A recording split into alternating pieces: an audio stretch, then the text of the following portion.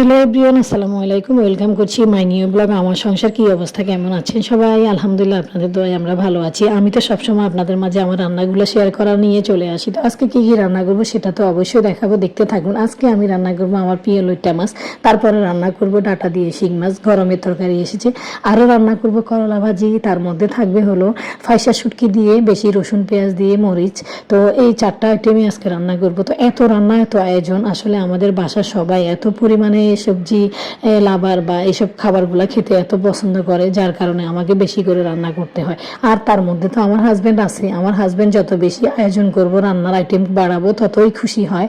ও এসবগুলাই খেতে পছন্দ করে। সারা দিন বেলা আমার ওর পিছনেই সময় চলে যায়। সকালের নাস্তা, দুপুরের খাওয়া দাওয়া, বিকেলের নাস্তা, রাতের ডিনার, এসবগুলোর পিছনে আমার সারাদিন সময় চলে যায়। তার মধ্যে তার সাথে থেকে থেকে আবার আরও কাজ থাকে, আয়রনের কাজ থাকে, আমার পার্সোনাল কিছু সেলাই থাকে, ঘর গুছানো থাকে। সারাটা বেলা সকাল থেকে বিকাল পর্যন্ত আমার এই ব্যস্ততার মধ্যেই আমার সময় চলে যায়। আর যদি একটু লেটে ঘুম থেকে উঠি, সেটা আর ওনার কাছে ভালো লাগে না।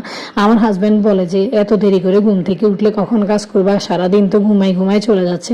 আর যদি দেখে একটু মোবাইলটা হাতে নিয়েছি, সেটা আরও বেশি সহ্য হয় না। যে সারাবেলা যদি মোবাইল টিপে সময় নষ্ট করো, বাকি অন্য সময়গুলো তুমি কিভাবে কাজে লাগাবা? এই যে দেখেন, হাজব্যান্ডের পিছনে আমাদেরকে এত পরিমাণে সময় দিতে হয়, তবুও হাজব্যান্ডের একটা মনের কষ্ট, কেন লেটে ঘুম থেকে উঠি, কেন মোবাইলটা টিপি। যেহেতু আমি ফেসবুক পেজে কাজ করি, অনলাইনে আমার অনেকগুলো কাজ থাকে, আমার রান্নার ভিডিওগুলো শেয়ার করি আপনাদের মাঝে, এগুলা এডিটিং করা, ভয়েস দিয়ে অনেক কাজ থাকে। উনি জানার পরেও যদি বলে সারাদিন মোবাইল টিপি করি, তাহলে কি হয়? এই একটাই সমস্যা, হাজব্যান্ডের লেটে ঘুম থেকে উঠা যাবে না, মোবাইল বেশি টিপা যাবে না।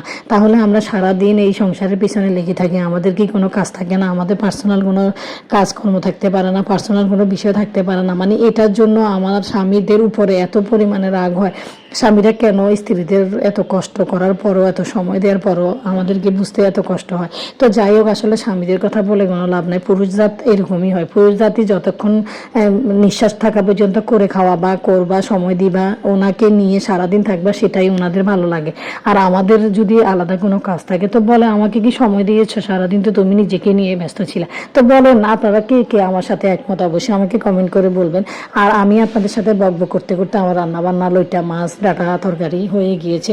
এখন আমার বাকি তরকারিটা বসাবো। আর করলা ভাজিটা গরমে বেশি বেশি খাবে না, যেহেতু আমাদের বেশি অ্যালার্জির প্রবলেমের জন্য আমরা করলাটা প্রতিদিন খাওয়ার মধ্যে রাখি।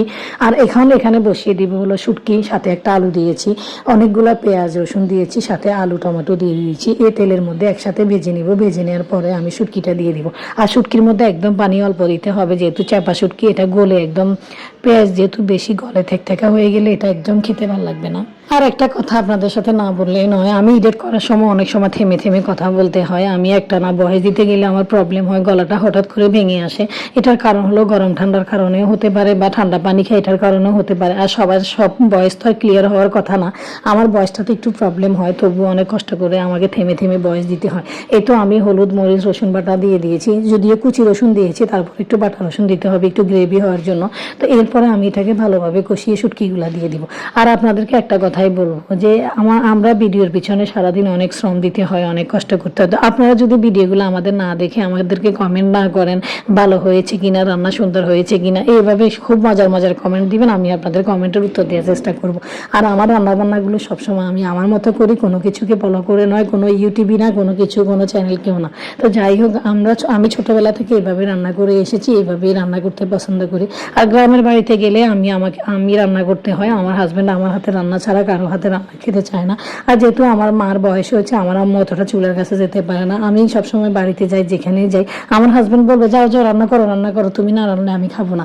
দেখেন, সে বাড়িতে গেলেও আমাকে এত পরিমাণে ব্যস্ত রাখে। তো যাই হোক, স্বামীর আবদার, স্বামীর মন মানসিকতা রক্ষার্থে আমাকে তো রান্না করতে হয়, কিছুই করার নাই, স্বামীদের মন পেতে হলে করতেই হবে। তো এই তো আমার শুটকি হয়ে গিয়েছে, পেঁয়াজটা আস্তে আস্তে রয়েছে। এভাবে আমি ধনিয়া পাতা দিয়েছি, এখন ধনিয়া পাতা দিয়ে একটু নেড়েচেড়ে নামিয়ে শুটকিটা নামিয়ে এখন আমি করলা ভাজা বসিয়ে দিব। আমি সবসময় করলাতে পেঁয়াজ রসুন কুচি কাঁচামরিচ বেশি দিই। তো যাই হোক, পাশে থাকবেন। Thanks for watching. আল্লাহ হাফেজ, দেখা হবে নেক্সট ব্লগে।